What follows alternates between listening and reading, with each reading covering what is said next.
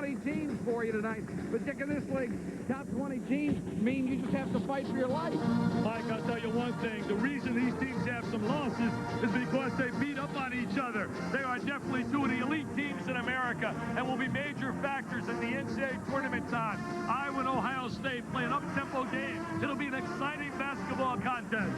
Ohio State is 6-4 in the conference, and all that means is they've got to win tonight to have a chance. Well, to have any chance at all, they can't get out of here with an L if they expect possibly to catch Indiana. But for that to happen, they're going to need a scintillating performance from Jay Burson. He has really struggled on the road lately. He's at 12, 12, and 9. He told me tonight, Mike, that he really is worried and he's nervous. He really feels the pressure of trying to carry Ohio State.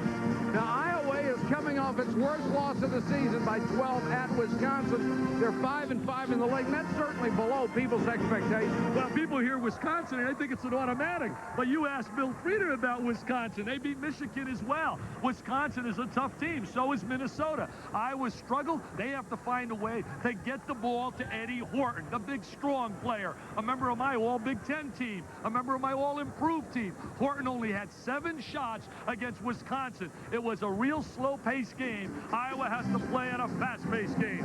All right, how about your keys tonight? Well, first of all, for Ohio State, Perry Carter has got to rebound. Iowa's one of the premier rebounding teams in America. And on the other side, B.J. Armstrong, one of the real outstanding penetrators in America, has to ignite the fast break and break the zone pressure defense of Ohio State. He is the catalyst. He ignites the engine. I think we're going to have a wild one. I really do. I think so, too.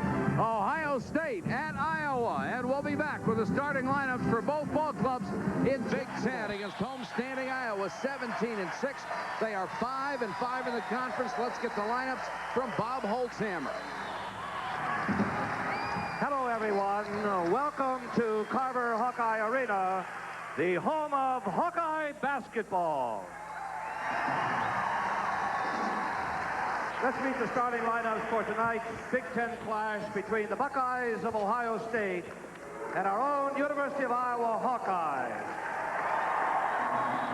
At one forward for Ohio State, a 6'7" senior from Pataskala, Ohio, number 20, Tony Light. And forward for the Hawkeyes, a 6'8" senior from Springfield, Illinois, number 25, Eddie Horton.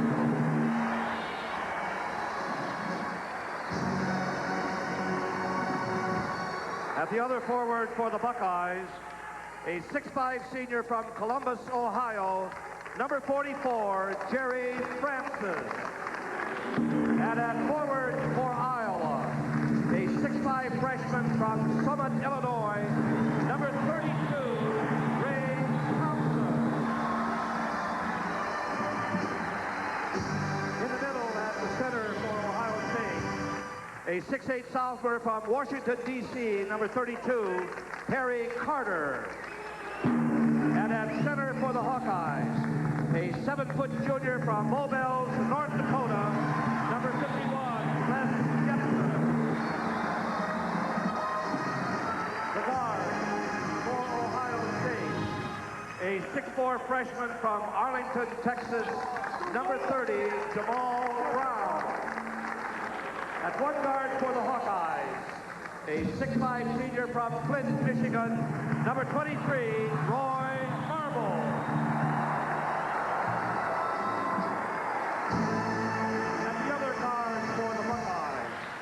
A 6-foot senior from New Concord, Ohio, number 12, Jay Burson. And the point guard for the Iowa Hawkeyes, a 6'2" senior from Detroit, Michigan, number 10, B.J. Armstrong. 4 in the Big Ten, but they may be tired playing 4 games in 8 days. Iowa here at Carver Hawkeye Arena since 1983, 80-19. Remember this, Mike, there's a special confrontation. Gary Williams and Tom Davis, they have coached together. Williams was an assistant coach to Davis at Lafayette and also Boston College. Les Jepson getting a start for Iowa, controls the tip. B.J. Armstrong. Man-to-man defense. Person's going to have to work hard defensively playing Armstrong. He could feel fatigued. Horton outside. He's played well except for the last couple of games. As Dick mentioned, he did not get many shots at Wisconsin. Had only 7. They weren't able to get him the ball inside. Whistle away from the ball. And the foul will be called inside against Perry Carter. As a look at Tom Davis, he liked the call. I think the officials are going to jump in immediately and blow the whistle to try to eliminate a lot of that physical contact early.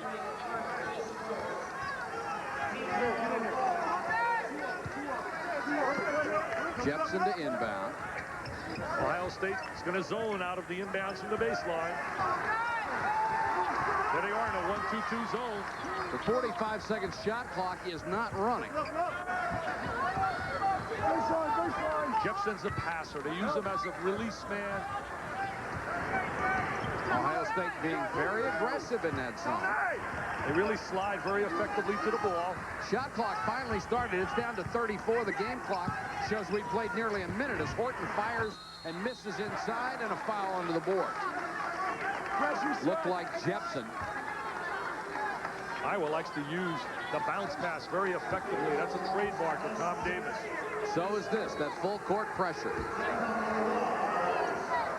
Yeah, they pressure constantly, always trying to invite you into a trapping area. Burson against Marble. It's interesting that Marble's playing head-to-head on Burson. They got it inside. Jepson went for the steal, and Perry Carter has the first 2. Perry Carter was suspended in the last game. Didn't play against Michigan State. He broke a team rule. He was out a little bit too late. Gary Williams says you don't play.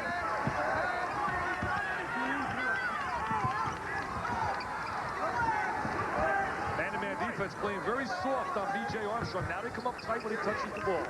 Thompson, the freshman, working outside. Iowa looks a little passive offensively, Mike. Trying to use a lot of clock. Marble from long range. Ball will go out to Ohio State. Psychologically, this is a big game for Iowa after losing 2 in a row, especially losing to Wisconsin and then lost that heartbreaker double overtime to Bill Frieder's Michigan Wolverines at home. Burson, who has not fared well in recent road games. He's had 12, 12, and 9 in his last 3 road games. Carter a little short. Francis fights for the rebound, but Jepson, who is playing with a cracked rib, comes out with it. That's what they want out of Jepson, rebounding and pass the basketball. Good dish inside to Horton. Powers it up and gets the foul. He's a big, strong inside player. He's from out of Springfield, Illinois. He was Mr. Basketball in high school. He won that over Melvin McCants and Lowell Hamilton. Horton's posting down in the boxes. There it is. They get him the ball to the baseline. Now he's going to spin in the lane. He seals off the defensive player well with his body. He protects himself. There's the bounce pass for the entry. They use the bounce pass well. See how he keeps the defensive player away from him? Phil Bover with the call. Foul was on Carter, his second. Grady Mateen is into the ball game immediately. He's been playing really well. Got a start against Michigan State and was very effective. 3-point play for Horton. It's 3-2 Iowa. Soft man-to-man pressure right now. Marble defensively play a person. That's really interesting.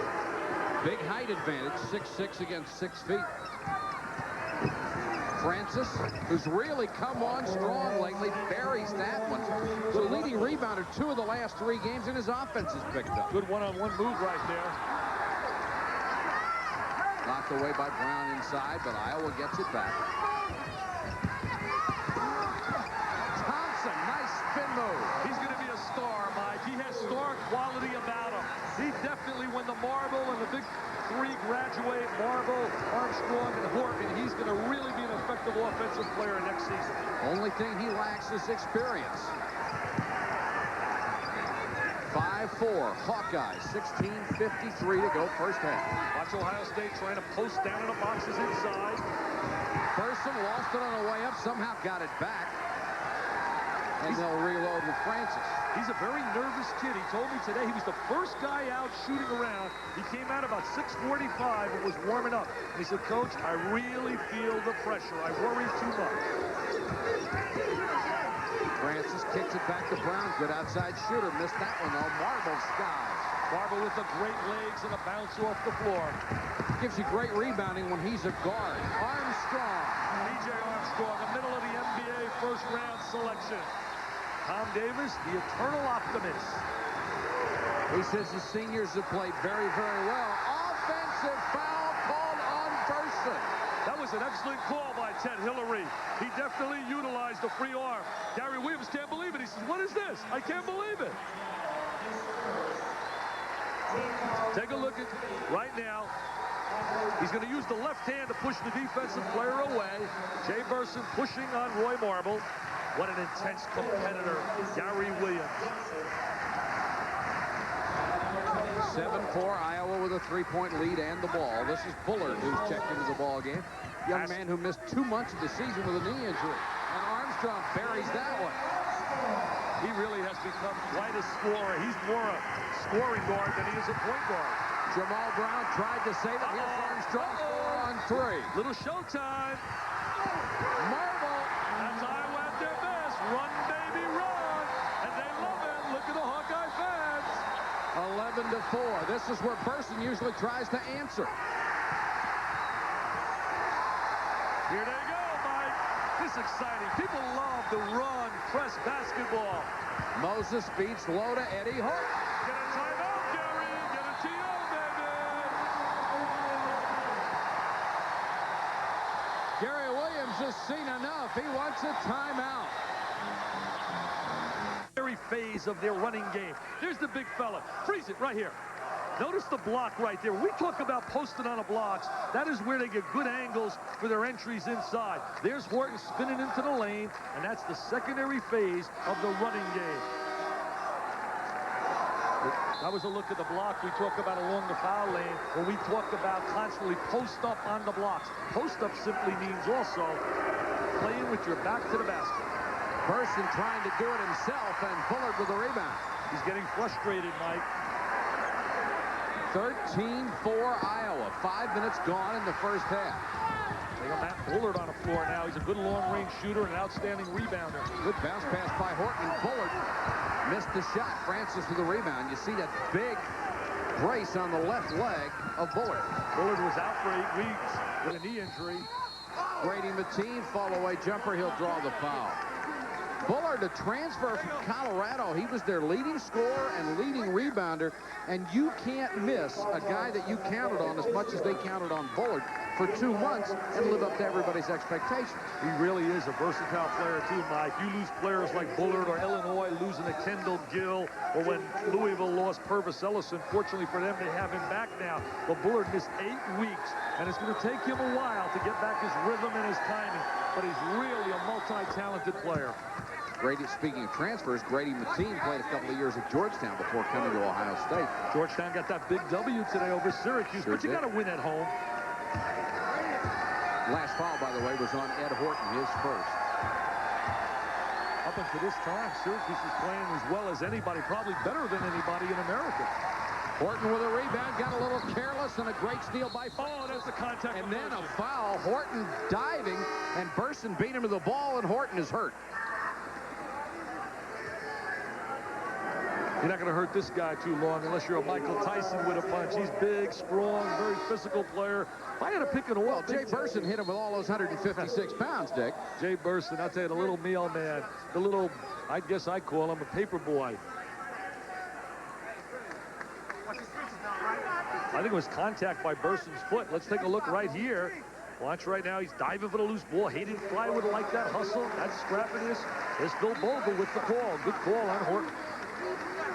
Nice to have a chance to say some good things about officials, isn't it? Well, hey, come on now. These guys, you know, basically we compliment them, but there are situations where we have to be candid and honest with what we see. Many times they don't like that, but a ref has to be accountable for some of the inadequacies that take place at times. Well, this crew's done a good job so far, and there are the shooting stats, and you can see Iowa has had much the better of it. Iowa now rotating in a 1-2-2 zone. Moses playing a point, and then he'll flatten out and go down into the post.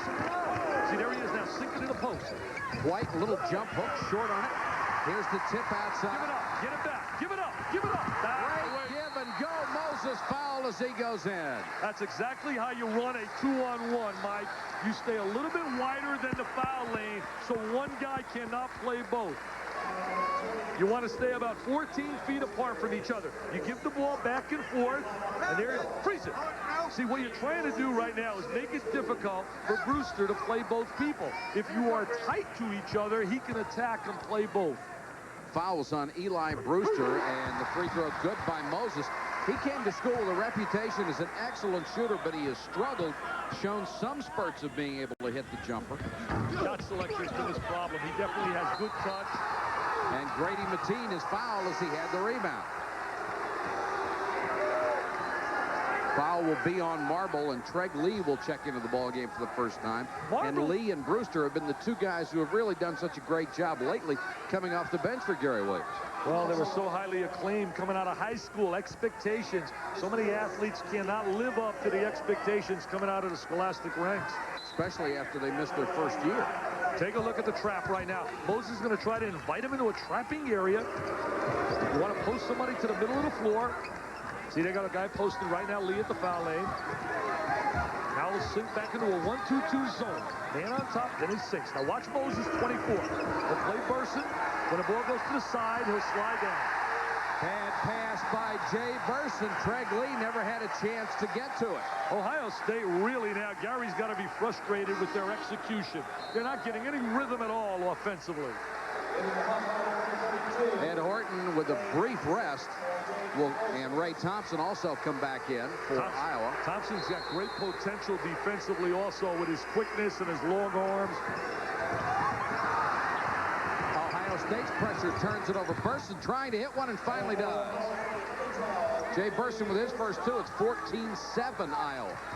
Made a heady play by pulling up the foul lane where you could do three things. Pass right, left, or shoot the jump shot.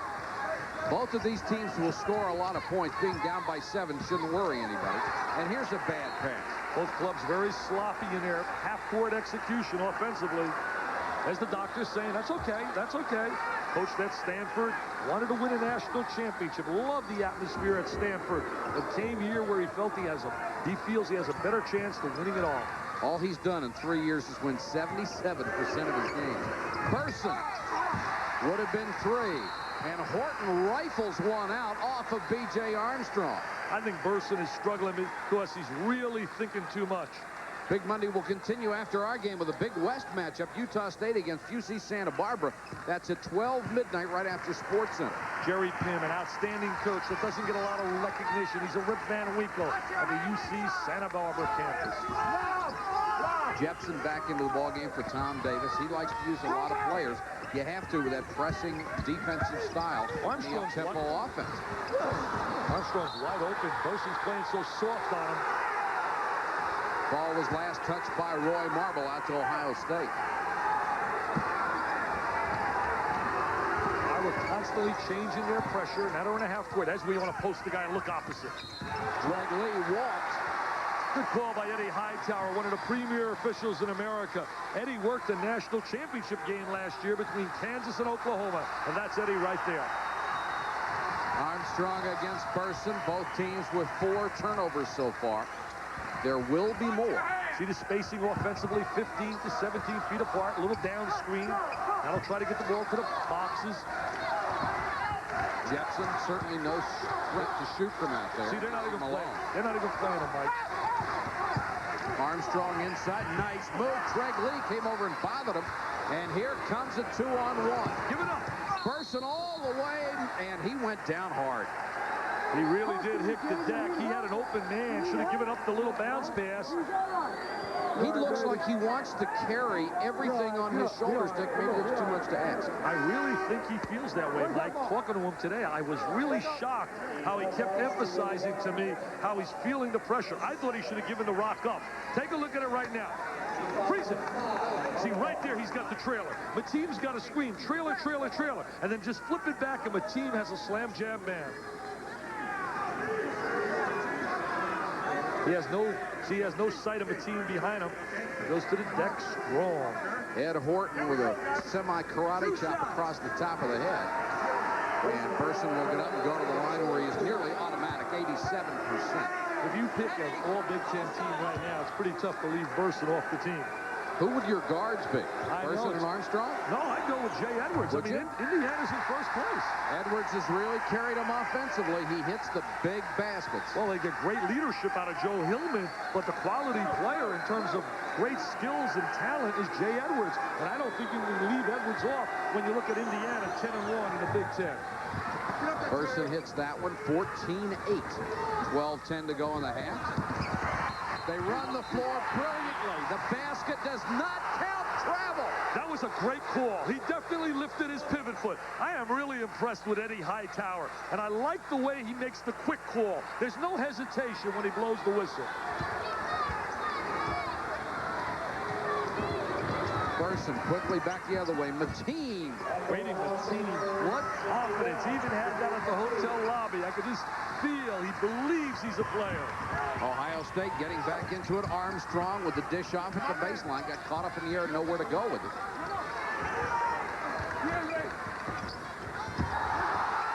Top marble, got it. That's another example of Iowa constantly looking to push the ball inside to the low boxes. There's the half-court trap. They got to post. That's it. See, they post up Burson.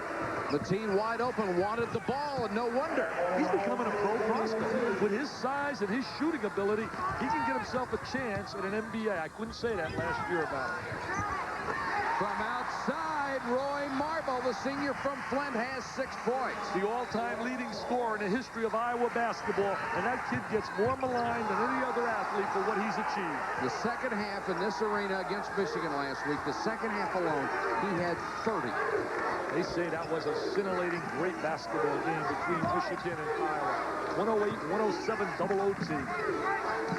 Francis inside to Tregley. Good head fake and had it stuffed.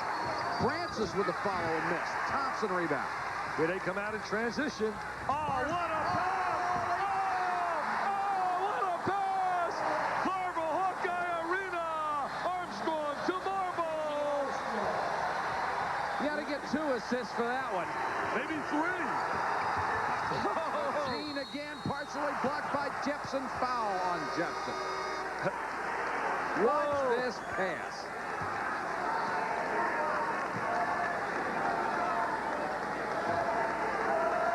Take a look at BJ right now. What awareness. He knows where Marble is. He had instincts. He knew where he was. You know, some writers asked me today, how do you get so excited at all these games? How could you not get excited when you watch plays like that? What a bounce miss. Pro scouts would love to see that. And Mr. Marble finalizes it. Mateen 1 out of 2 at the line, trying to cut into an 8-point lead. What a pass. That reminded me the pass that Sherman Douglas made earlier this year when he went between and under his legs in the Indiana, I guess it was the Indiana-Syracuse game earlier this season. He made a pass last year. I think it was the best pass I ever saw as far as effort. He was sitting down with his back to the rest of the court and threw it over his head and hit the guy in stride. I never saw anything quite like it. Sherman Douglas? Yeah. Mateen hits the free throw. We've got 10:25 to go in the first half.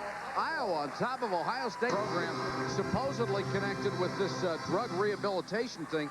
Jeff Moe, an assistant coach, was one of them, and Moe had the school come out and release his record saying he had never tested positive for drugs, never been rehabilitated, but the shadow hangs over the rest of the players. Mike, I really believe the university should encourage the 3 to come forward. I think the first step in recovery is standing there and saying, hey, I was the guy, I made a mistake, I've now really want to commend the university for giving me an opportunity as we see a violation on the floor.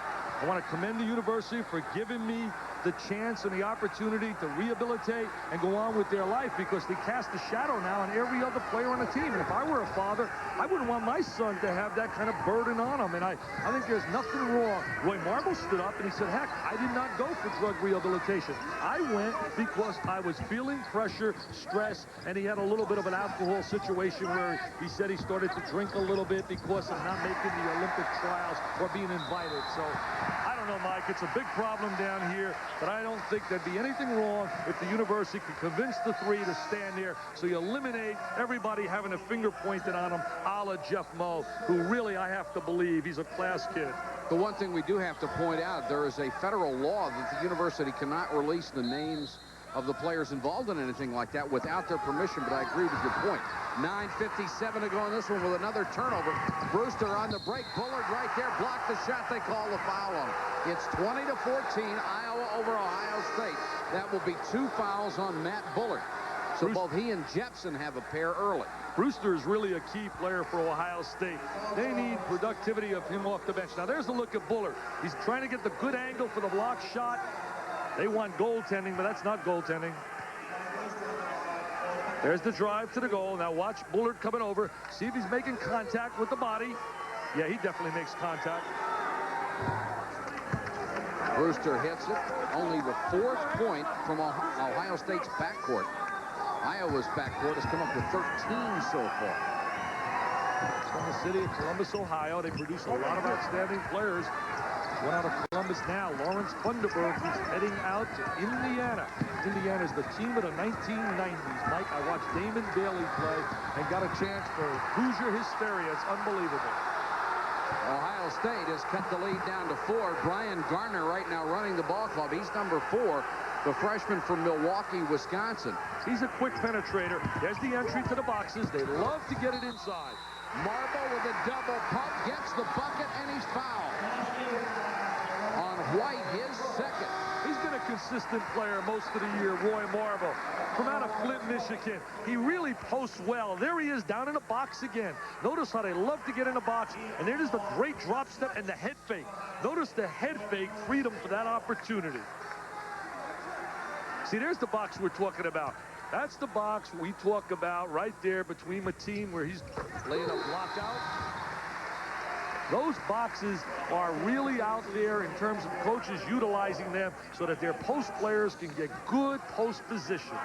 Marble, the all-time leading scorer in Iowa history, already has 11 in this one. It's 23-16. Now watch how he's going to try to fight him into a trap. Oh, he punched the ball loose. And the ball will go to the Hawkeyes. One thing you're going to have in this game as we look at the Dr. Tom Davis, a lot of scintillating plays because of the open court. Bad pass that time ahead to Jamal Brown. Brown has been a real surprise, a freshman they didn't think would produce immediately. Came out of the state of Texas, a great high jumper. He won the slam dunk contest at the Texas High School All-Star game, so he can get up. Oh, he's really a high riser. There's the zone now. 1-2-2, the same zone. They mirror Iowa. There's number 44, Francis at the point of it. Shot knocked away inside. Here's the foul on Bullard. That will be 3 on Bullard. Bullard's problem really is he's a little bit out of sync. You can't He's lay not out. 100%. No, you can't lay out 8 weeks, Mike, and then step back in this intense competitive situation and be a very effective player at the stature that he once had. Tom Davis told me before the game, he said, well, he's back, but he's not back. And, of course, they hope he'll be at full strength by tournament time, and that's what this is all about, getting your team ready for that. Well, you know, being number 1, we hear constantly the battle for number 1 is really not important right now. It's important you stand tall in Seattle. I really believe Iowa, if they're at full force and Bullard can get back to 100%, really can make a run for the Battle of Seattle. I think they and Illinois, Dick, if they can get back to 100%. Well, also, don't forget Georgetown. I know they were beaten by Pittsburgh, but Georgetown also, with their depth and their size inside. That's a crew, isn't it? Oh, they got some talent. 23-19, Iowa by 4. Jamal Brown cuts it to 3.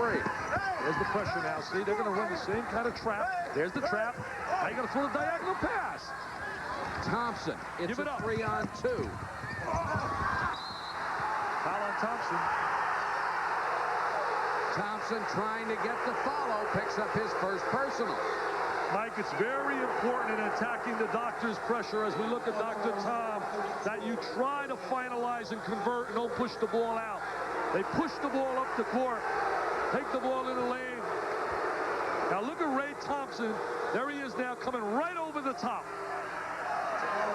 I think we're having an officiated game that is excellent right now, Mike. And I know I've been really a strong critic, but also I think you and I both are objective to give credit when the job is being done. I think so too, Dick, and what I'd like to point out is they have called this game much closer than many other Big Ten games we've seen. They've done it from the start, And that's one thing we've been critical of. Well, the Ohio State-Purdue game, I mean, that was amazing, unbelievable we had that game. Not much of a surprise that there was a fight in that one.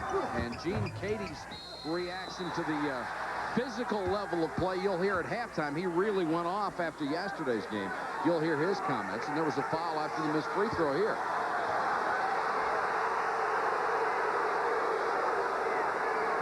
Tom Davis does not care for the call, and he is hit with a technical.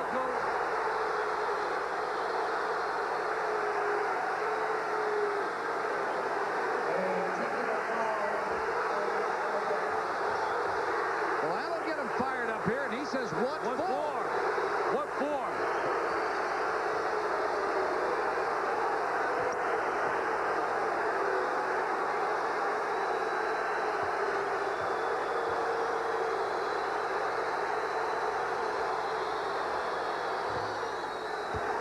I'm not sure if they called a lane violation on the last free throw, but regardless, Burson will shoot the 2 technical free throws and have a chance to tie it up, and then it's Ohio State's ball.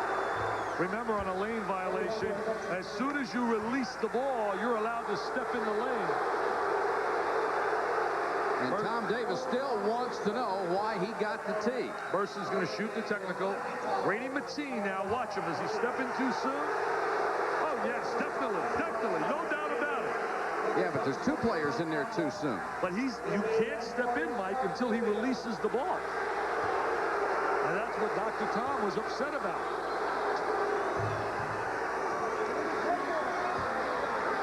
Burson just got another one, so obviously there was another technical called somewhere.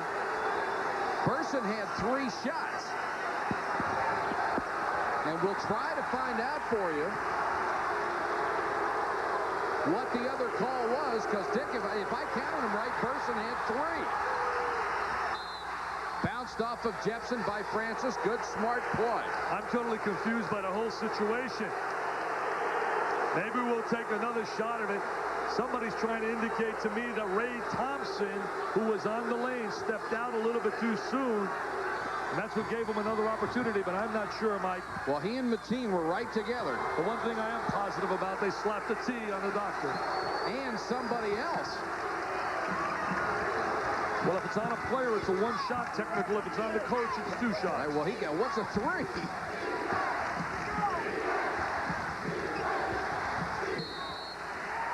We are told the first shot they got was redoing the lane violation, but Burson shot that one. And then Burson shot the 2 technicals. Eddie Hightower, I thought, did an excellent thing right there. He walked over to Dr. Tom Davis, started to talk to him, calm him down a little bit. You know, coaches have a tendency to moan and groan and point to the officiating for losing basketball games, but you know and I know, Mike, a game is lost with many plays, but there are certain individual plays that will stand out, especially when coaches go to those press conferences. Well, they certainly will, and it's very difficult for me to criticize a coach for working as hard as they can and having the decision taken out of the player's hand. Last foul, by the way, was called on Horton. This one's called on Roy Marble. Oh, there's Brady Mateen. Now let's take a look. He steps in to the right. Oh, also right there. Look at the Iowa player stepping in. Look at the Iowa player. He's over the line. They called it on the Iowa player first. See, he's definitely in the lane. Yeah, no doubt about it. And they gave him another opportunity. Well, what I didn't understand is Burson shot it. Burson went to the line 3 times. Well, I think it's because 2 technical fouls on the coach, right, and then 1 called on a player maybe for opening up his mouth on the floor. I don't think there was a second technical. I think it was reshooting the free throw, as I understand it. We'll try to clear it up for you. Ohio State, all of a sudden, with all the action that's going on both ends of the floor, is up 25-23. And Mateen hits them both. It's 26-23. Armstrong, he's clobbered. And that foul will go on Jamal Brown, his first. I was told, Mike, there was only 1 technical called on the doctor. And that was the 2-shot situation for Burson. Then they said that Burson shot the shot for the lane violation. which totally amazes me. Yeah. I think he may have sneaked one in on us because Grady Mateen was the guy at the line. And Mateen is 72% shooter. Burson's 87. Well, there could be a rule that we're not aware of either. There's so many rules in the game of basketball. Dick, you know them all, don't you? No, believe me, I don't. Most coaches don't either. Yeah. Armstrong short on the free throw. There's an 85% free throw shooter. And what numbers this kid has racked up. Number 4 all-time scorer. Number 2 all-time assist. He will be number 1. Number 3 all-time steals. What a classic kid, too. And your environment indicates a lot of that. His dad works at IBM. I've had the opportunity to meet his father, and I can tell you this, he has a great home life, and that's really why he's such a classy kid. It starts with mama and papa at home. Moses and Jepson come back into the ball game. Here's the steal by Looking Bill to Armstrong. He's clobbered, and once again, it's Jamal Brown over the back. Looking Bill's a very aggressive player. He's Mr. Iowa in basketball in high school last year. He's a very physical player, good defender. There he is now, aggressively pops the ball out of Burson's hands, and then he has the awareness to get it right to Armstrong. He says, let me get a nice start. Armstrong loves to get into the lane. Armstrong 1 out of 2 at the line with a chance to tie it with 8:17 to go in the half. You're jinxing him right now on that free throw line. You notice how he stands a little off center. He played at such a classy high school as well. Brother Rice out of Birmingham, Michigan. They produced a guy now playing for the Miami Heat, John Shasky, went to Minnesota. 26-25, White to inbound. There's the trap now. There's the reverse man. There's the post man. Jamal Brown. There are 3 phases in attacking the pressure. Post man, reverse man, and a diagonal man.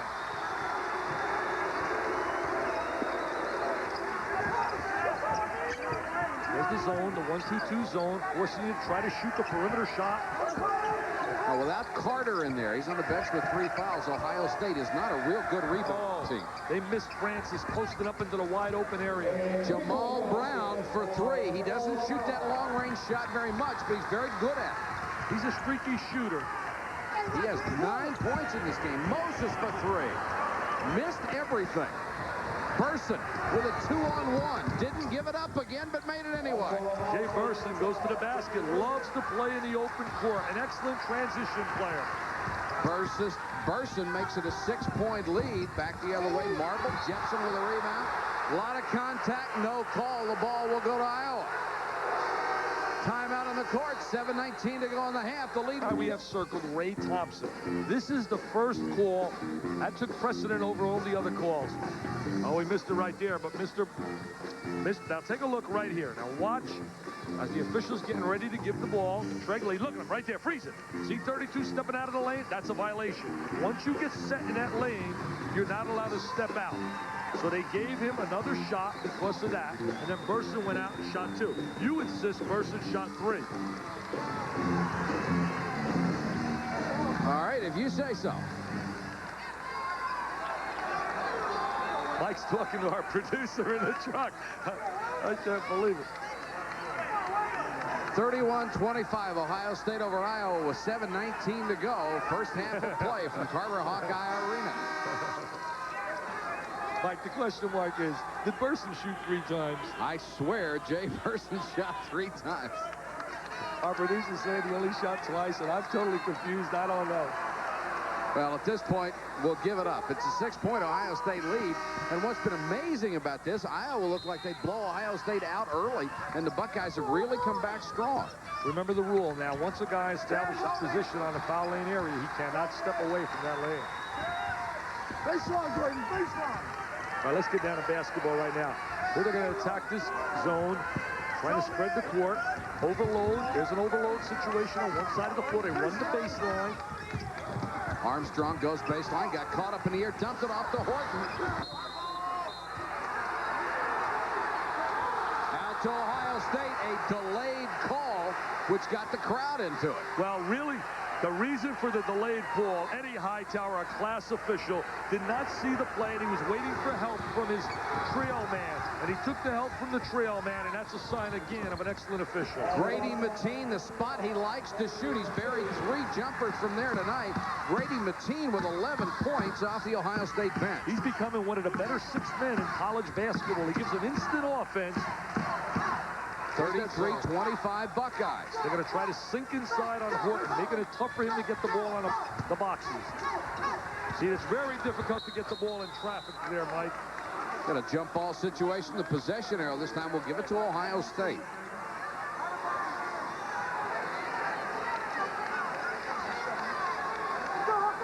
They're really collapsing. Look at Eddie Horton right now. Look at the team. Going to front him down on the post. Not allowing him to get the ball inside. Francis back the other way, pulled up, missed the jump shot. Thompson gets it out to Armstrong. 5 on 2. Basket counts and the foul. Ohio State slow getting back, and Marble burned him. Defensive transition was very poor. The first thing you must do in defensively, going from offense to defense, is stop the progress of the basketball attack. No one attacks the ball. No one attacks Armstrong. And now right in here, he's murder. And he knows. Great vision. Look at the vision and the utilization of the bounce pass. Oh, I love B.J. Armstrong. He's going to be an excellent transition NBA guard. Tony White committed the foul, his 3rd. Carter already has 3. You talk about great guards. We're going to see one Wednesday night. Oklahoma and Kansas. I can't wait to get to Allen Fieldhouse, where I was supposed to scrub the floor, Mike. But you didn't have to. No, because Larry Brown took all the mega bunks and headed for San Antonio. Roy Marble at the line, 1 out of 1 tonight. 13 points. He also has 3 rebounds. Puts that free throw. Completes a 3-point play, the lead down to 5. They use the big guy along the baseline. Remember, the guy throwing the ball in bounds can run the baseline. Brian Garner back into the game for Tom Davis. Full court pressure. That's a dangerous pass.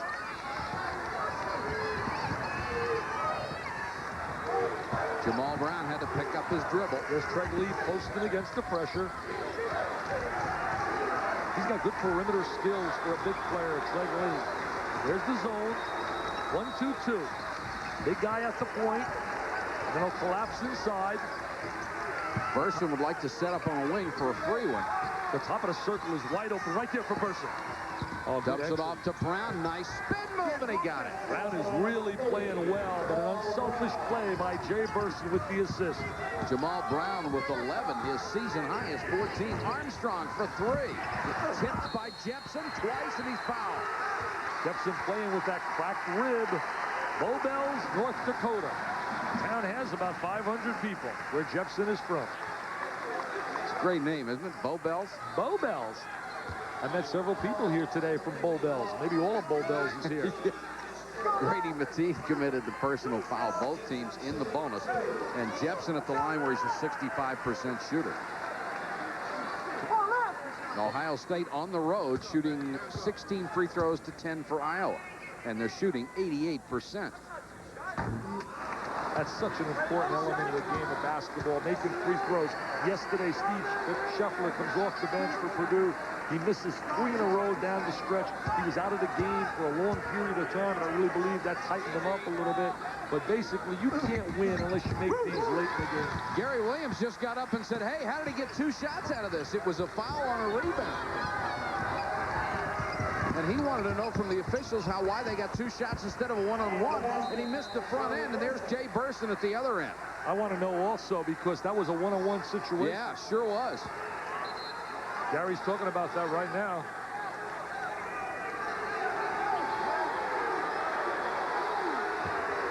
And now Gary Williams being told that's enough questioning of that call. I think Gary was right on that one. 37-29, Ohio State by 8. The natives are a little restless. Well, remember, they've lost 2 in a row. And they have never lost 3 in a row since Tom Davis has been here. Both of these fine coaches in their 3rd season at Ohio State and Iowa, respectively. They have great respect for each other. Remember, they worked together. Gary was an assistant to Tom. Great block inside by Grady Mateen. Rebound at Thompson. Oh, the bucket. You got to like Ray Thompson. What a future this guy has. Quick, great jumping ability. He was one of the top 3 high school players in the state of Illinois last year. Burson fouled in backcourt by Thompson. Not a good foul. He reached out with both hands and pushed him off a little bit. Came out of high school with Eric Anderson and also LaFonso Ellis. Thompson getting better and better with each performance. Brady Mateen playing well defensively. Look at the shot block. He rejects him. Now watch Ray Thompson. What quickness to the basket.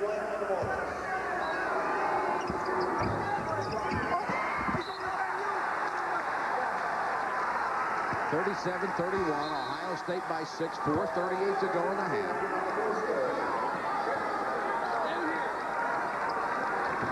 Every game in the Big Ten seems so intense.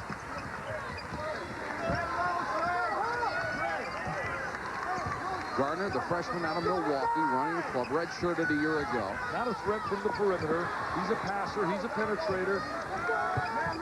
See, they won't guard him out there. Gardner is not going to be a threat. He's a little point guard. So he's pointing, trying to be a leader. Get into the gaps. You got to attack the gaps. Marble for 3. Ray Marble, great athletic ability. If he improves his range as a shooter, he can be a second guard in the NBA. Dangerous pass, and it results in a foul as Garner comes over and got part of the body. Hope you'll be with us Wednesday night. Big East, 8 o'clock. Seton Hall against Connecticut. And then the rematch of the NCAA championship at 10 o'clock. #1 Oklahoma against Kansas. Billy Tubbs may be the only coach in the country who wants to be #1 during the regular season. He said nobody else will take it. We'll take it. You know, I read a quote the other day and it blew my mind. Arizona, look at the steal. The steal by Francis Jepson wanted the foul call. He almost went down. You know, I want to make a point. Arizona was upset by Oklahoma. At Oklahoma, calling that an upset? I can't believe it. That's pretty tough. There aren't too many upsets when you win on your home floor. 39-34, under 4 minutes to go. Good first half of basketball. So they try to overload. They're running a guy along the baseline. That's Moses with the ball. He's the kid with a haircut Dick would like to have. I would love to have that flat top. There's the overload. Put 3 guys to one side of the floor. That's the strong side, the ball side. Moses, and he is clobbered. Treg Lee got him at the baseline. Moses and Ray Thompson are really going to have to become major factors next year when they lose the Raveling factor, when they lose the 3 seniors that George Raveling recruited when he was here at Iowa. You know who was a former coach here at Iowa? I'll give you a name. Okay. Dick Schultz, now the head of the NCAA. He was a basketball man. Doing a great job as the leader. He's got 2 lieutenants under him that are outstanding administrators, Dave Kaywood and Tom Jermstead. In fact, yesterday, as we look at the good doctor's wife, that's the coach's wives right there. Tom Davis's wife to the right, Rudy Washington center. So all the coaches' wives sitting there.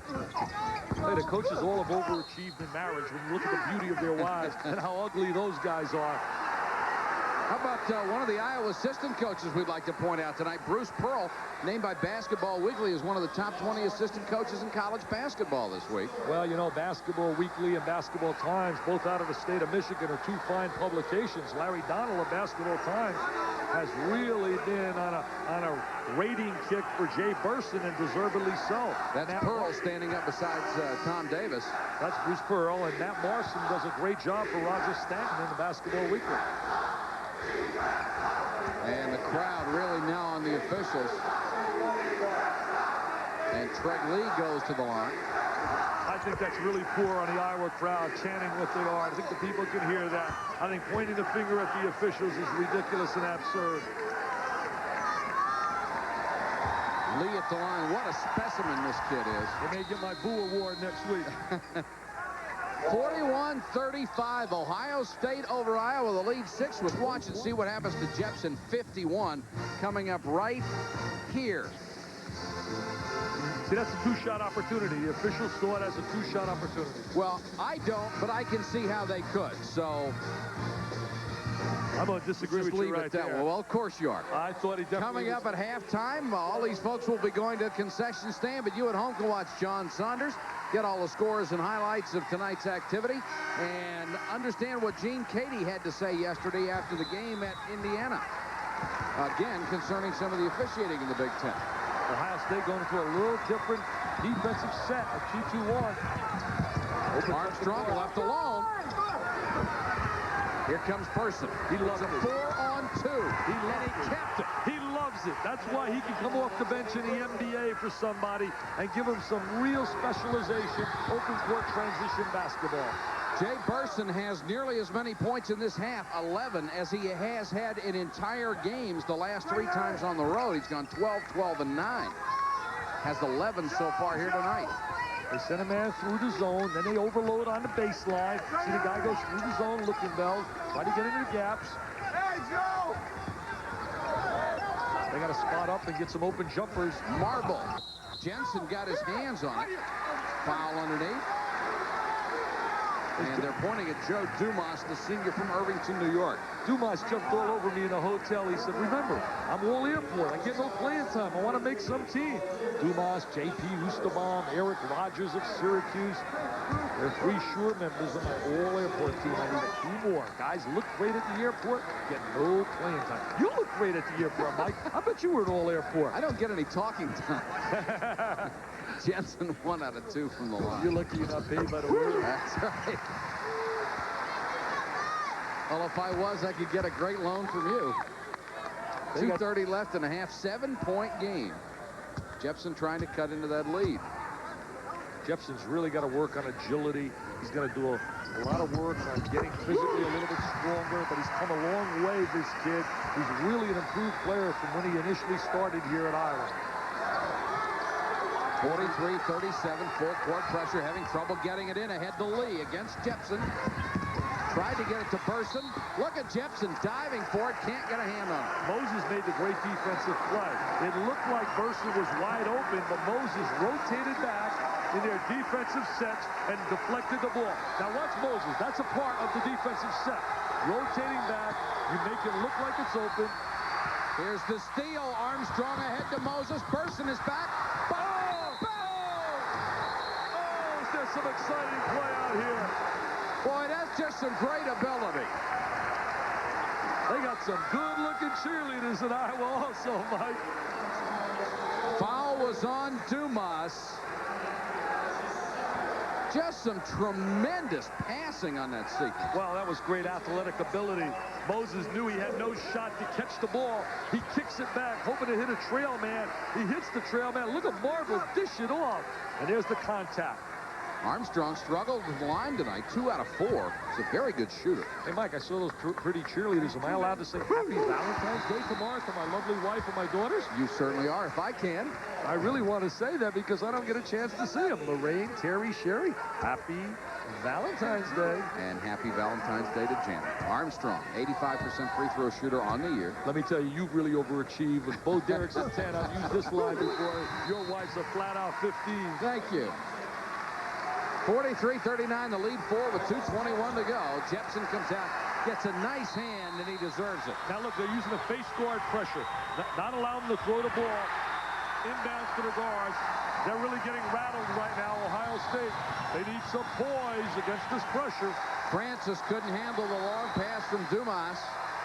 That's a look at the doctor's wife. Is she into the game?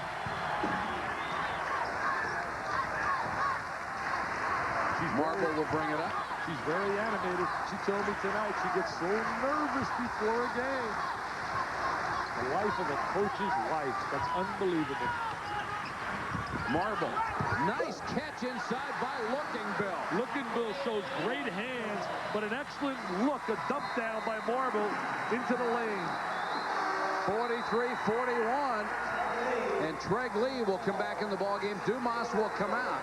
See, they're matching up in this pressure now, Mike. They're going to make him throw the ball over the top of the pressure. See, there's the trap, over the top. Oh, I missed Burson. Should have given it off to the little guy. Brewster against the double team. And Burson just knows where all the seams are. He's got great instincts. Comes from a home where his dad is a coach at Muskegon. He's got the wide open shot if he wants to shoot it. They have done well with their inside foul trouble. Francis from long range just nicked the net, and Burson came up with the ball. Oh, nice pass to Lee. Oh, was hesitant on the shot. And Moses comes out with it. Moses doing a good job. Very aggressive he's playing. Delayed break 3-on-3, and Armstrong will wait. Again, a great pass inside. There's the block. Armstrong back, fouled by Burson. Remember, Perry Carter in foul trouble with 3. They're really, right now, missing a big fella. There's Lee with his second personal They'll foul. call it on Lee instead of Burson. Now there's the rotation. Look at Mateen. He's becoming a shot blocker. Hey, maybe he learned that from the big man, the heavyweight champ, John Thompson. He was relegated to a lot of bench time when he played at Georgetown. Armstrong hits this free throw, cuts it to a 1-point game, 1:06 to go in the half. Have you ever seen a team with 2 better shot blockers together on a team than Mutombo and Mourning? Pretty scary. Woo. 5 out of 7 for Armstrong and 9 points on the night. Now get him into double figures. And we're tied with 1:06 left in the half. We knew it would be up-tempo. Brewster, what a move, and he's fouled. 22. You're looking at a 100-point game here before this game is over. And that's exciting basketball. Young athletes like to play up-tempo basketball. They love to play run, pressure, shoot the basketball. Moses picked up the personal. The numbers really don't reflect on what Brewster has done lately for Ohio State. He has been much more of a factor than that. He's developed better work habits. He and Lee have finally realized that they have to have some work ethic and not just step into college where they're going to dominate like they did on the high school level. Missed them both. And the foul on Treg Lee underneath, trying to go for the follow.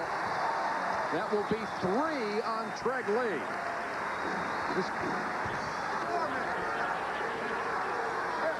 Look at Lee. See, last week they don't call that foul. Last week they let that go. But they're calling it now. I think there's been some words sent down from some people up on top. Blow the whistle. I hope so.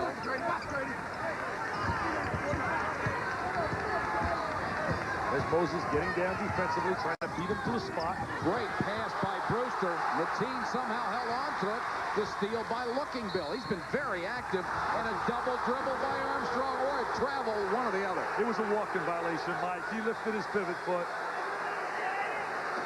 He looks like a high school kid, doesn't he? He and Jay Burson? Sure do. I'll tell you what, he doesn't play like a high school kid. 46 seconds to go in the half.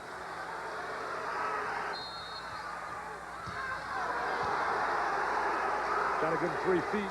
Looking Bill is being warned he can't reach his hands over the line. That is the offense's territory. Look at him bouncing up and down. He's also got to give him 3 feet on that sideline.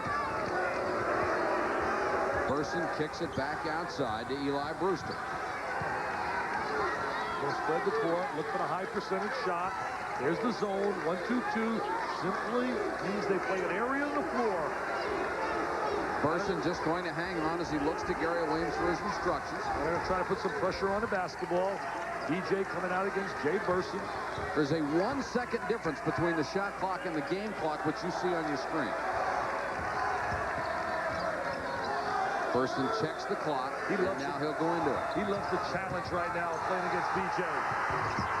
Tough shot, and he missed it. Knocked away. Out of bounds to Iowa. 4 seconds, plenty of time to get a good shot.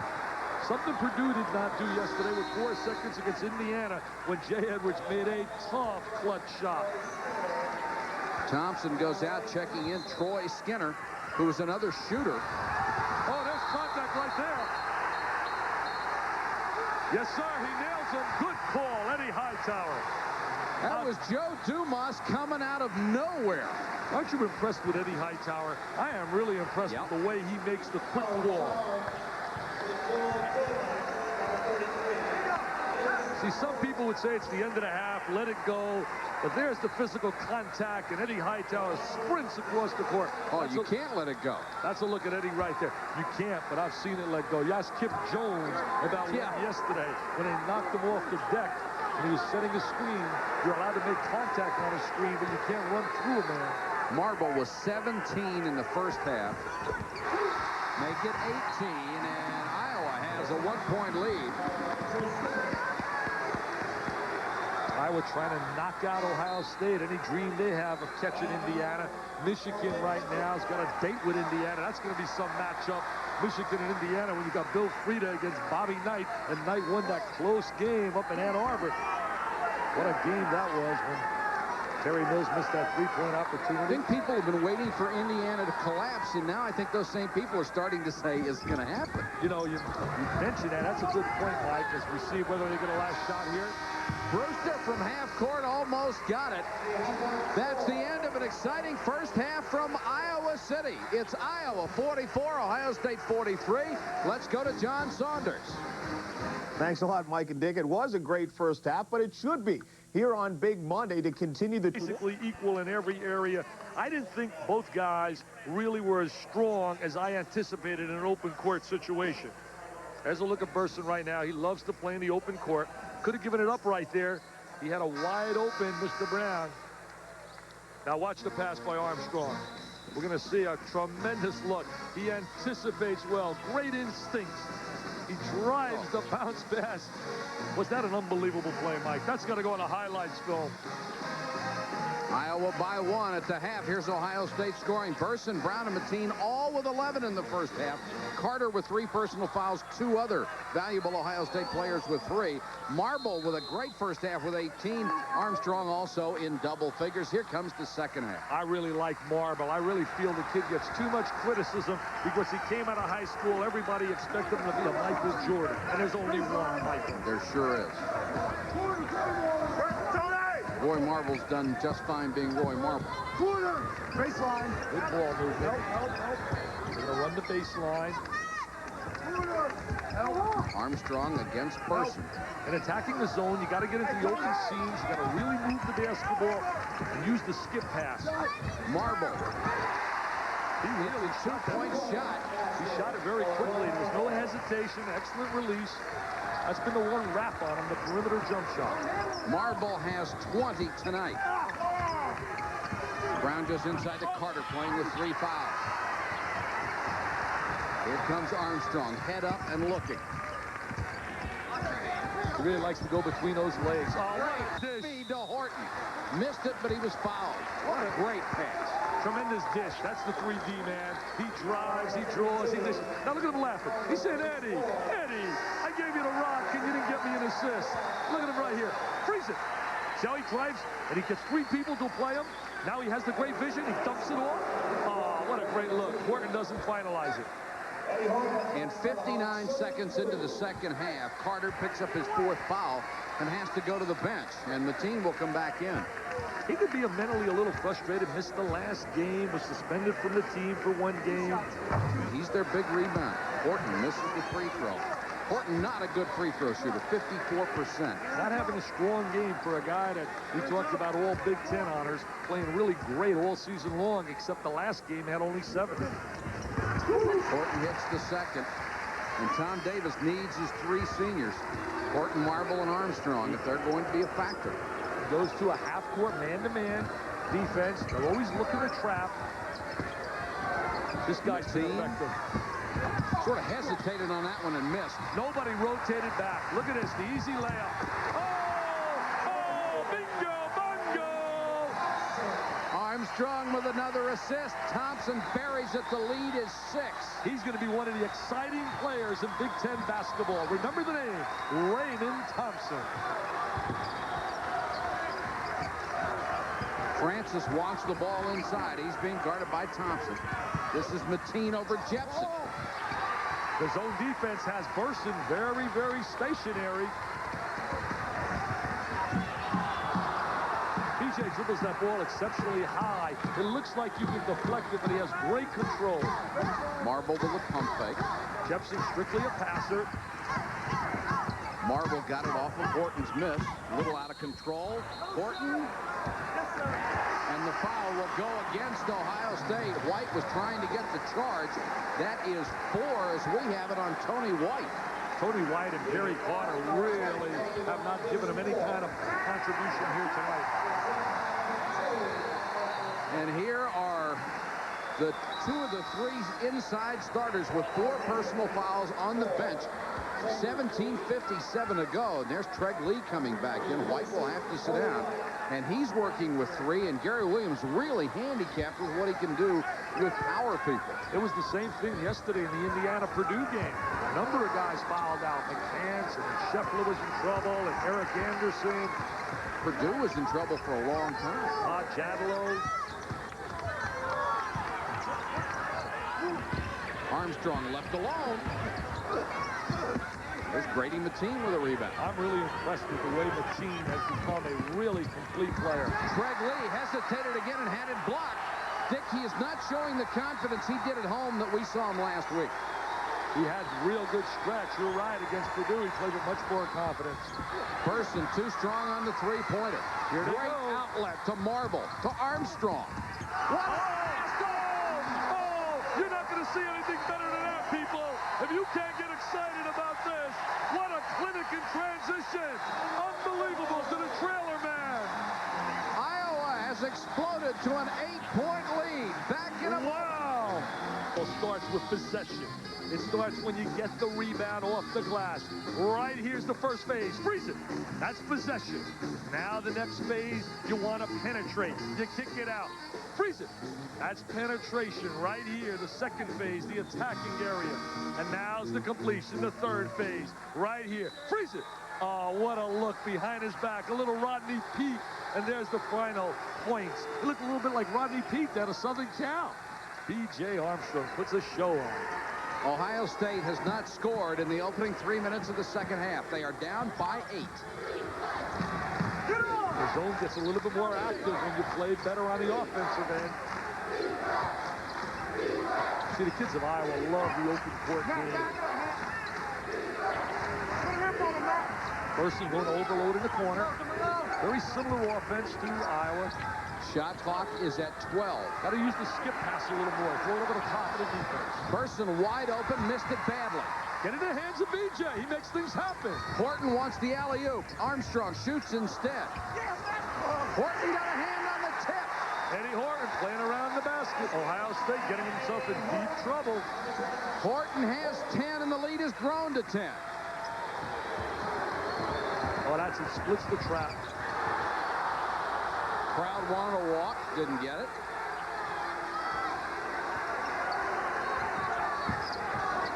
And we said at halftime that talked to several people who said it was a very badly officiated game. We must point out they were all Iowa fans. Oh, what a look. They're putting a clinic on. They're putting a clinic on running the break right now. It's run, baby, run. And there's Dr. Tom's wife. Gary Williams up with hands on hips.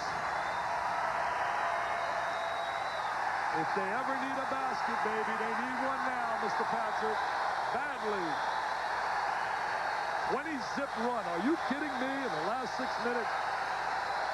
Going back to the first half, in the last 6 minutes, 20-0. Person breaks it. That was the skip pass I was talking about. Oh, that's a charge. They got to walk first. Good defense by Jamal Brown, the freshman from Arlington, Texas. Mike, Ohio State did a great job utilizing the skip pass. So important in attacking the zone. Freeze it. See how he skips now? He throws the ball over the top, right there to the defensive man. The zone slides with the ball, and when you use the skip pass, it's tough for the zone to rotate. Skip meaning not passing to the guy who's next in line. Mike, I like that. I'm going to make you assistant coach. No thanks. There's the trap. There's the postman. Lee dumps it off to Brown. Nice head fake and got the bucket. Jamal Brown's doing a solid job. I think he can get a little help from some of his friends. Francis with the steal. Marble was ahead of the pack. 1-on-3, and Burson goes in anyway. Jepson slapped it down. That's not a good play by Burson right there. No, it's one thing to go in on a 2-on-1 and not give up the ball, but 1-on-3, it's pretty tough to take it on. And Armstrong with a little wry smile after he threw the ball out of bounds. Well, he knows he's been super tonight. He knows the camera's on him. He's got a little of that pizzazz in his game. Bullard is back in. Moses also in for Iowa. Person. And the foul. But they will call the offensive foul on Jay Burson. They give him the bucket, but also give him the foul. They call it on him utilizing his left arm, pushing off, trying to seal off the defensive player. 55-49.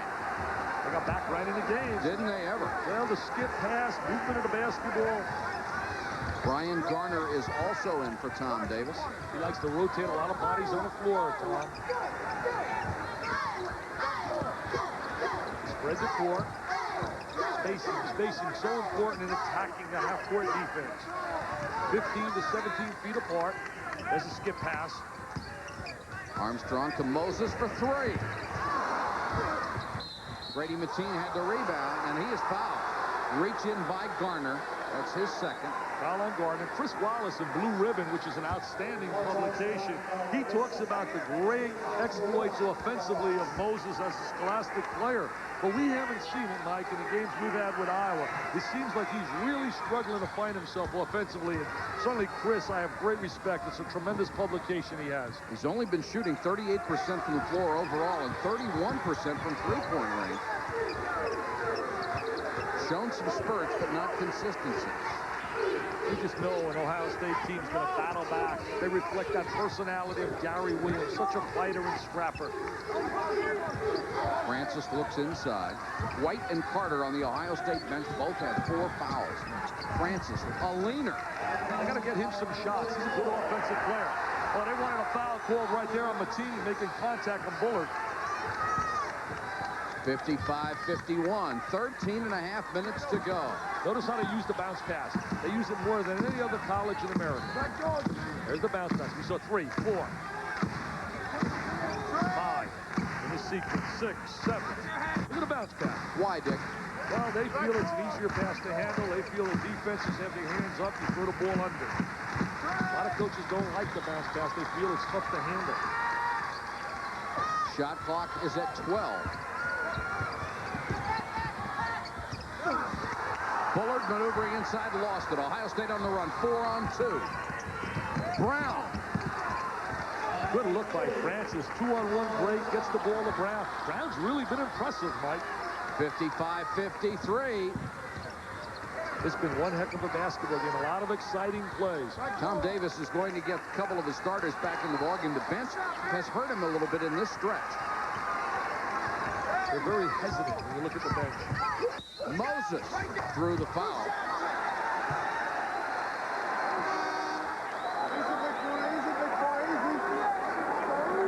Pointing at Treg Lee, and that is his 4th.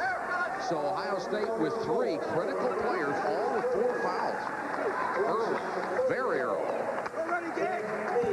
James Moses trying to post inside, 24. Right there, see, they missed him. Should have had him a little sooner. It's so important in your execution, the rhythm, and the effectiveness of getting the ball to the post man at the proper time.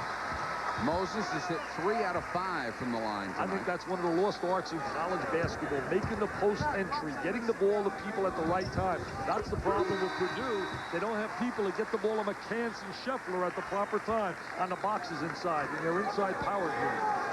Ohio State sends in Bill Robinson, number 54, 7-foot freshman. 245 pounds, give him some beef up front. He went to a high school that produced Gary Grant, last year's MVP in the league. Oh, look at a foul from behind. Burson whacked by Moses, and once again, not the greatest decision in the world. 1 against 3.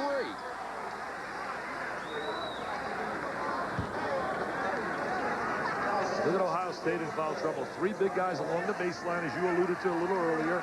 4 apiece. And then Horton with 3 and Bullard with 3. And remember, Iowa doesn't have depth at the front court. They can't afford to lose a Horton.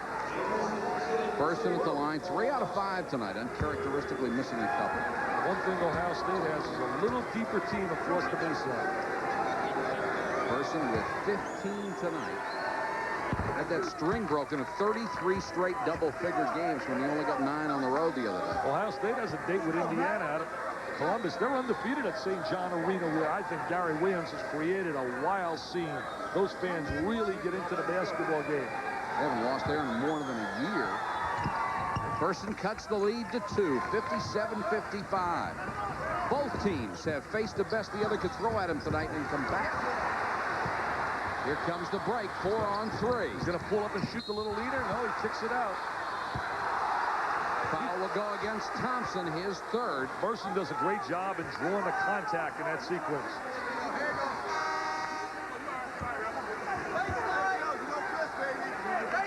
Armstrong comes back in. There's a look at Burson. Now watch him draw the contact and Garney. He takes it right into the defensive player.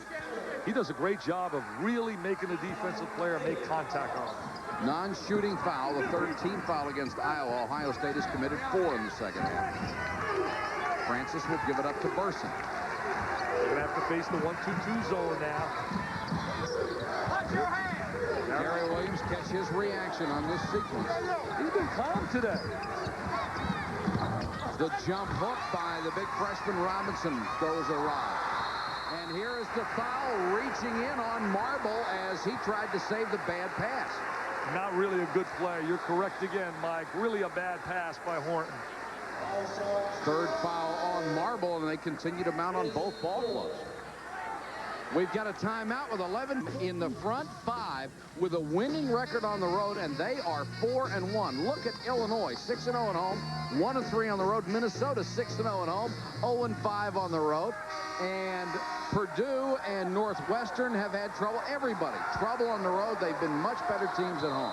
You know, people are going to start to believe that Indiana is for real. I think a lot of people, as you mentioned earlier, wanted to make that point, are expecting them to fold. In fact, in the polls, they've been constantly behind Illinois, Iowa, and Michigan. Finally, now they moved to number 9 this week. Illinois still ahead of them at number 5. Ohio State has not committed a turnover this half. Iowa. Oh, great pass. Great pass from Mateen, and Robinson blew the chippy. Mateen's blocking shots. He's hitting the jump shot. He's passing the ball. And here is a reach-in foul. This one called on Francis, only his first. I think the players are really in this league going to have to learn how to play now with the whistle, which I think is positive, to eliminate all that contact. They're starting to blow the whistle. They did it yesterday. I really believe word has come down. They'll probably deny it, but there is definitely, it's obvious to me that they're blowing the whistle and not going to allow them to beat each other up. Good move. I do. I think that's an excellent move. Marble just inside the three-point line. Bullard right there to put it in. We haven't seen the real Matt Bullard. He's a talented player. He can shoot the ball from deep. He can rebound. He was their leading rebounder prior to getting hurt. He's only 75%. Hurt that knee in December. Mateen, good outside range. It's been a game of streaks. It looks like Iowa's ready to start another one. Armstrong can shoot the open jump shot. Bobby Knight said it best last year. Is there a better guard in our league after he lit up Indiana and had a big performance? Tom Davis sends in Jepson. Playing Bullard in spurts.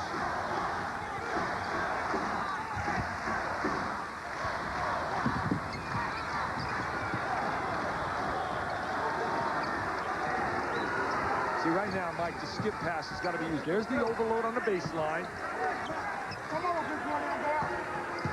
Years ago, they said never throw the ball cross court. They're going to try to throw the skip pass to Burson.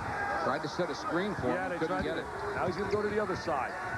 So the defense has to be aware in scouting reports where Burson is on the floor. Got to match up with him. Shot clock is down to 12 seconds. And Burson sees it and wants the ball. 7. Wow, tough pass off the side of the backboard. He was trying to hit Bill Robinson, and Ohio State wasted that possession. Yeah, really frustrated Gary Williams because he didn't like the execution and the look right there by Jay Burson.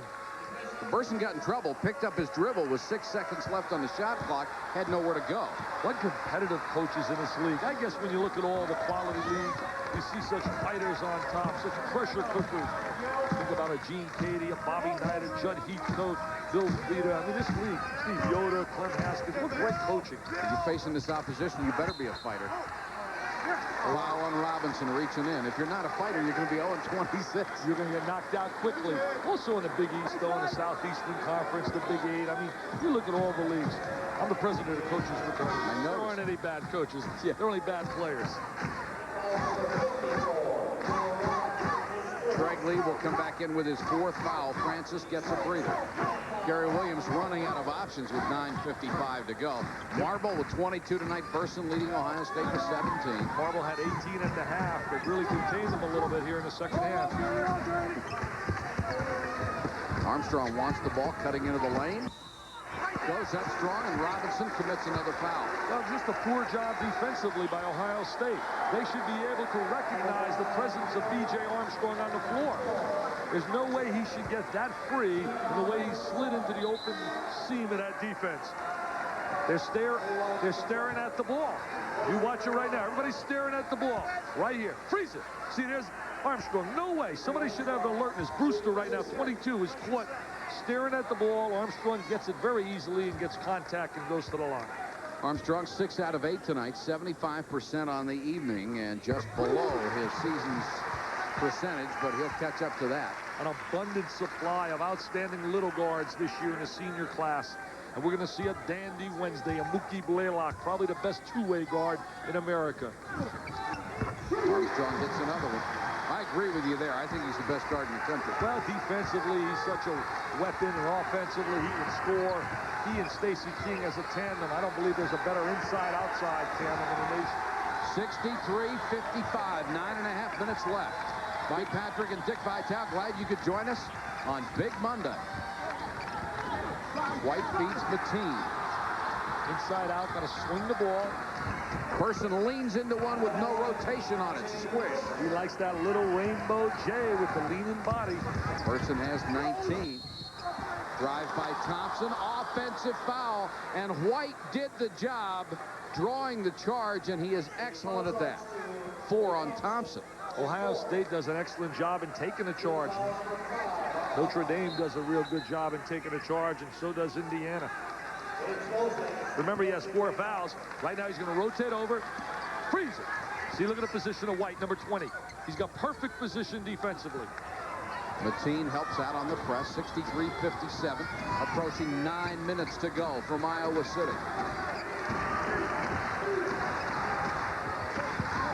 Teams have gone back and forth. Notice White will not take the 17-footer. Now he does and buries it. Wide open. He's got to shoot that jump shot, Mike. First 2 points for Tony White. 63-59. Hawkeyes can't put the knockdown point. But Treg Lee playing up on top, number 34, to bother the perimeter shooters. Moses kicks it back to Armstrong. See, they put the big guy up on top. Jepson, no threat at all to shoot it. They don't even look to him. He's wide open. Marble just inside the three-point line. Missed again. Horton offensive rebound. Horton not a great jumper. Oh, that's an excellent look. Great feed from Armstrong to Marble. What a tandem. What a duo they are. Marble with 24 so far tonight. The lead is back to 6. Person, good pass. Treg Lee to Mateen. Lost it on the way up. Lee with a rebound. Back to Mateen. And he scored this time. Treg Lee with the excellent pass. And Grady Mateen. That was a tough shot in the lane. Twice, Treg Lee had the ball 6 feet from the basket. Never even looked at the rim. Another great pass. Just a simple play in their transition game. They call that the secondary phase of the transition game. The ball knocked out of bounds, out to Iowa. Look at Gary, 3rd year at Ohio State. They love him in Buckeye land.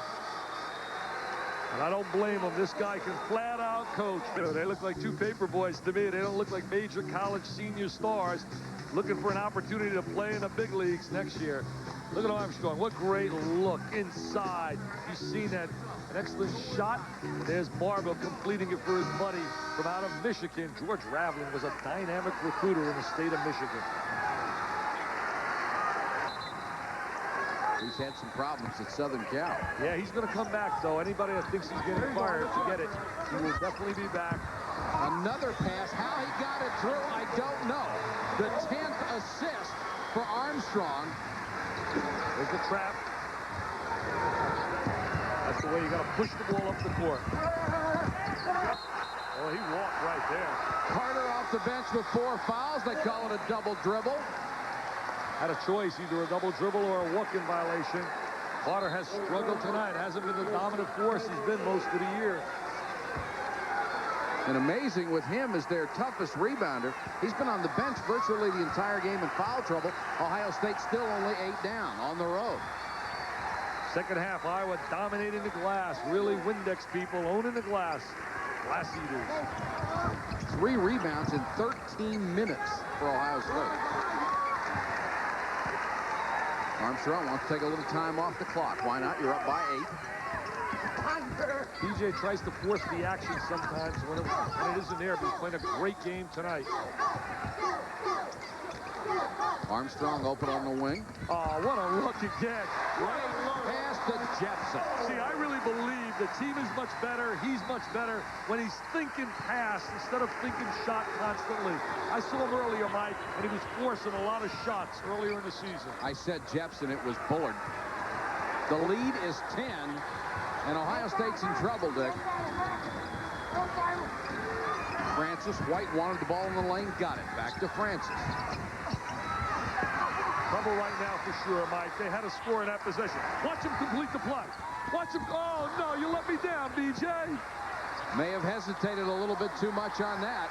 Marble reached out, took a shot at Burson. Burson comes back at him. Gary Williams up on his feet and really outraged by that one. Got to be careful. He doesn't get a technical right now, Gary. Looked like Marble may have gotten away with one. Got to forget it and play. Don't need a technical here. Marble. Burson with a rebound. He's an excellent rebounder for a little kid. Got it up to Francis. Oh, did he have control? Wasn't that a double dribble? I'm not sure, Dick. It was awful close. Bullard will get the foul, his 4th. Have to go back and look at it.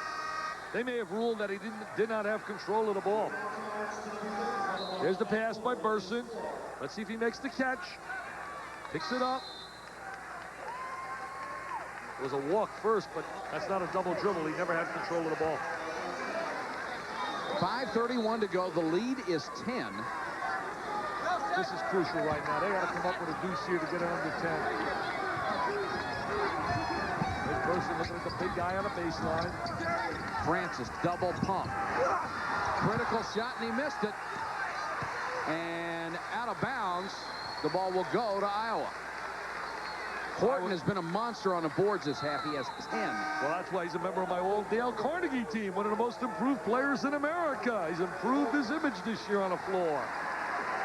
White comes in for Gary Williams, who sees a chance to win one on the road and stay in the conference race, slipping away from it. Francis, excellent defense. Possession arrow will give the ball to Ohio State. Well, when you catch the ball in a trapping situation, you don't want to turn your back to the play like he did right there. You want to have vision of the people on the floor.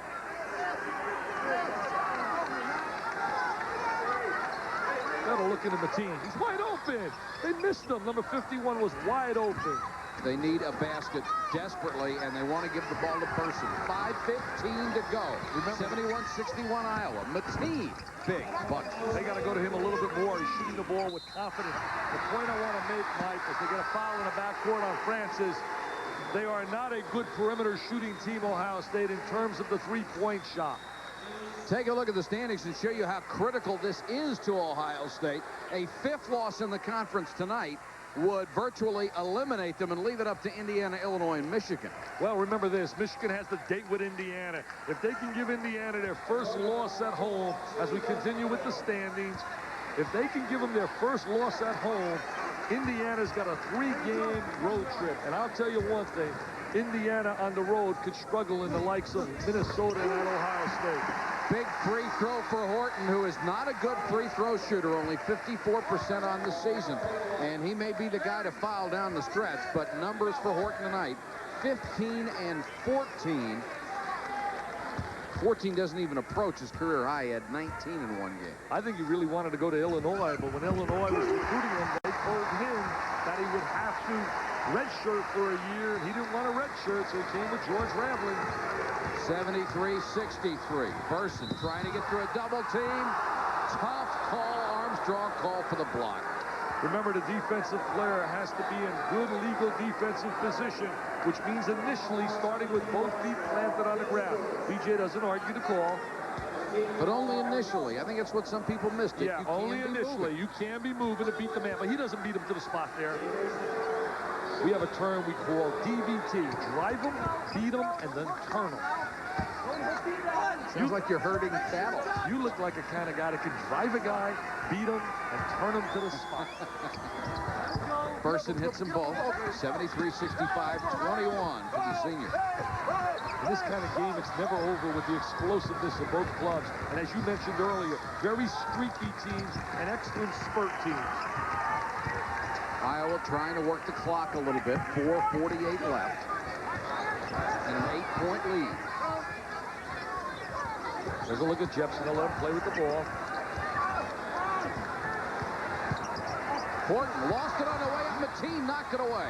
Very poor play by Horton. Burson fall away. Big shot. Great play by Burson. Poor play by Horton. There was no shot at all down at the other end for Eddie Horton. 23 for Jay Burson. And he and Armstrong have gone at each other a few times in their careers. Lead is down to 6. Two of the premier backcourt players in the Big Ten. You notice how I wouldn't even guard him. The big guy, he's strictly a passer. Pushing foul inside, and Horton's shoulders slump. As Burson went down, the foul is called on Horton. Burson does a great job on the baseline, drawing the contact. He's willing to give his body up. Look at the little guy right now. Now watch Horton. He's going to run down the little guy. He's saying, no, no, no, he's acting. He's acting. Get out the Academy Award. Well, it may not take much to knock Burson over, but I think it takes a little more than that. Eddie Horton very calm, talking to Eddie Hightower. And that is 4 on Horton. Hats that fit. I tell you, I don't know who designed that. Our people do a great job graphically. Burson at the line with a big free throw coming up. Sports Center following our telecast immediately. Got it. He'll get another. 8 out of 11 from the line for Jay Burson. 24 points. The lead is down to 5. Ohio State, no giving these guys. What a pounding this kid takes. He just keeps coming back and back for more. 73-69. They were up 10. They need a big basket here to break the little spurt of Ohio State. Bullard is in to help against the pressure. Look at that brace on his left leg. He's a perimeter shooter. Lays a screen. Marble. 3 minutes, 44 seconds to go. Shot clock at 19. They don't like this style of play. They rather push the ball up, try to get into the gut of the defense and score. Shot clock at 10. That's the shot clock you see. Armstrong missed it. Buckeyes with the ball down by 4. And Francis has done a good job in the second half. Well, he's a steady player. He's a good rebounder. He can score in the lane. He's improved as a shooter. Attacking his own right now. Moving around the outside, looking to dump it in. White back to Francis. Look out for Burson. Oh, Burson wide open. Jamal Brown for 3. And Marble with a rebound. They didn't recognize the open Burson. It's so important knowing your options, knowing who's number 1. 2:57 to go. Iowa with the ball and a 4-point lead. Wood Thompson was wide open. Here's the steal. 4 on 1. Nice Burson pass. to Carter. Nice pass. Perry Carter with the slam jam bam. What a great look by Jay Burson. Dick, that was only his second time tonight he's given the ball up on a fast break. Yeah, he's usually looking to finalize. Iowa right now stationary on offense, not getting a lot of player movement. 73-71. Hawkeyes by 2, 2:26 left. Ohio State playing a soft man-to-man, not really pressuring the ball. See this? They're not pressuring the ball. Armstrong trying to make something happen. Got it to Thompson. Big bucket. Excellent vision again by B.J. Armstrong. He's such a creator on the floor. He innovates plays that a coach cannot design. Burson wants the ball. Great players want the ball, Mike, late in the game, and he's one of them. You see why, like, Larry Donnell of Basketball Times loves him. 1:48 to play. The lead is 4. Burson was open. They couldn't get him the ball. Francis with a tough shot. Missed it, knocked out of bounds out to Iowa off of Greg Lee. Burson was open again. Excuse me, Carter. Burson was open again, Mike. Recognizing open people. There's the timeout by Gary Williams. Oh, that was a very difficult shot for... They really, you know, before I make that point, Mike, they have a big problem. They want to stay in a Big Ten race.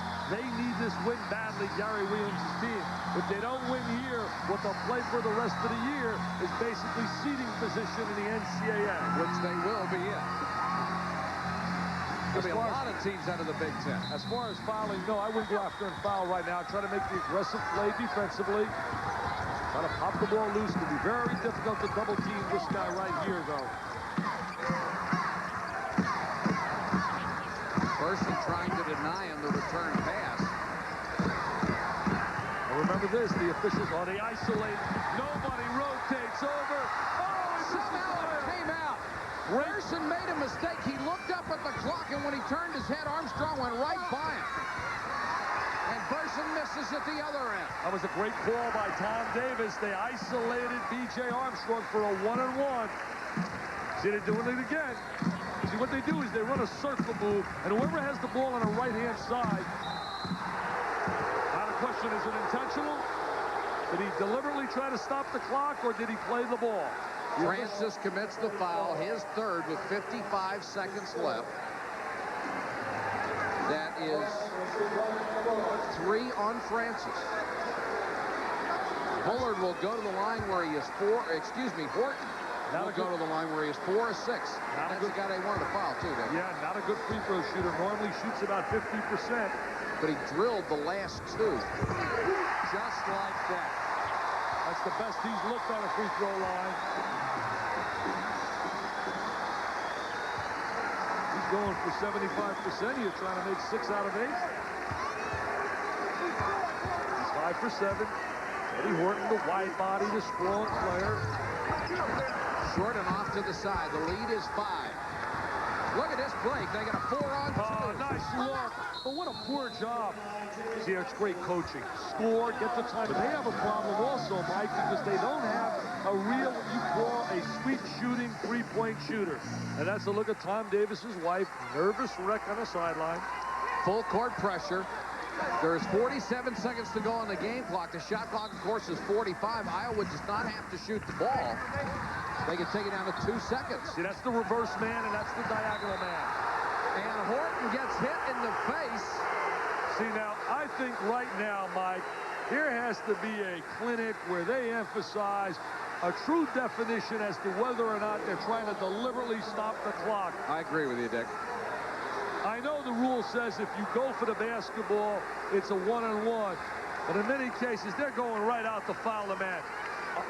See, I think he's going for the ball, but you can't tell me that during the timeout, Gary Williams doesn't indicate to his team, this guy is brick city normally at the free throw line. Foul him as soon as he touches the ball. He is 5 out of 8. The lead is 3. This is a 1-and-1, of course, so the first one is the big one.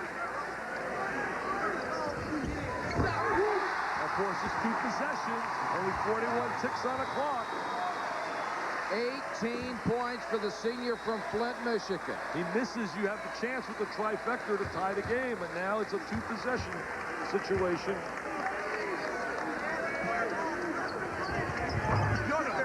Short, the lead is 4. Ohio State still must score twice. Person, offensive foul. Tried to do too much by himself. He tried to create a shot, Mike, a little too quickly. But how can you fault a competitor, and how can you fault a kid who is as mentally tough as this kid Burson is? He does push off. Yeah, he used the left arm. Watch the left arm right here. Freeze it right there. See, we had him with the left arm. And it happened right in front of the Ohio State bench, and Gary Williams didn't even argue. You know, with a lot of heat these officials faced, and there's the foul in the backcourt. And then Burson got hit as he reached in there and tried to make up for it, drawing a charge. That's his 4th.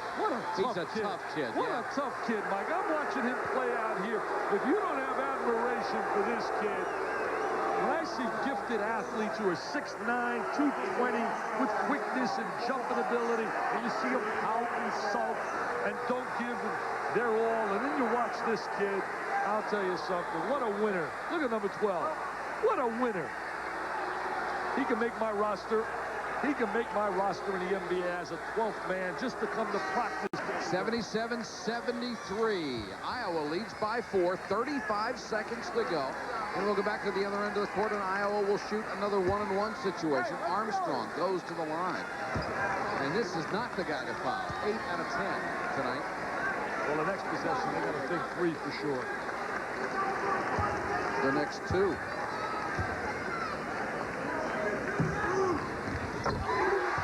He's money in the bank on the line. Much performer.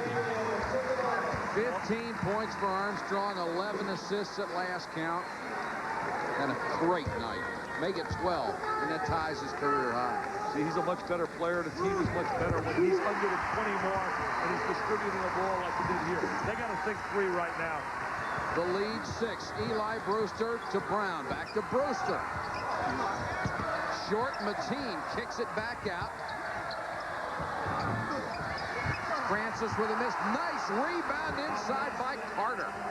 Harry Carter, big strong guy. There's a look at Burson. Iowa taking its time, getting the ball in. Brown reaches around, commits the foul. I don't know, maybe it's me, Mike. If that, he's making like he's going for the ball, but he wraps around him. There's the call by Phil Boba. There's no doubt that he's definitely interpreting it the proper way. Sure. 9 seconds to go, and it's a 4-point lead, and it looks like Iowa is going to survive at home and raise their conference record to 6-5. There was a Dick Vitale sound-alike contest, all of whom played very well tonight. Marble, the leading scorer. Armstrong, as you saw moments ago, had 12 assists. How are they going to replace those 3 next year? It could be a long, long year here. I mean, when you look at the heavyweights of the league, the good doctor now is really going to have to prove that he can recruit at the stature to stay up with the heavyweights, because this league has so many quality players. Armstrong can ice it at this point. The lead is 4.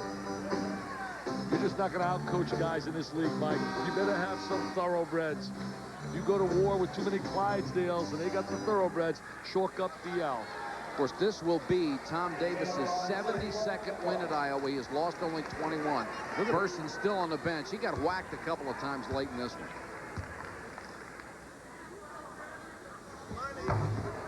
Armstrong hits the first one.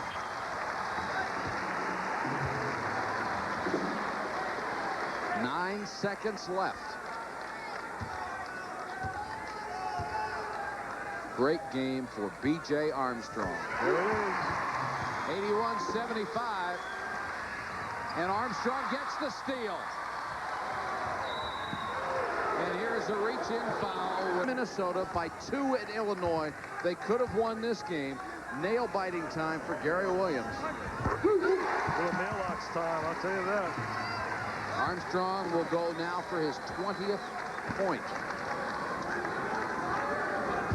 Right after our game, SportsCenter, then Utah State and UC Santa Barbara. B.J. Armstrong, fitting that he caps it off. 83-75. Francis down court, steps out of bounds with 4 seconds left. Indiana's got a date, don't they, Mike? Coming up here, didn't they beat? Yeah, Indiana's got a date with Ohio State at the end of the year also. And a date at Minnesota, a date at Ohio State. There's 3 potential losses. And if they lose to Michigan at home next Sunday, there's a chance that a Michigan or an Illinois could sneak into that Big Ten. The Big Ten's not over yet. And that's it. Iowa holds on to win a big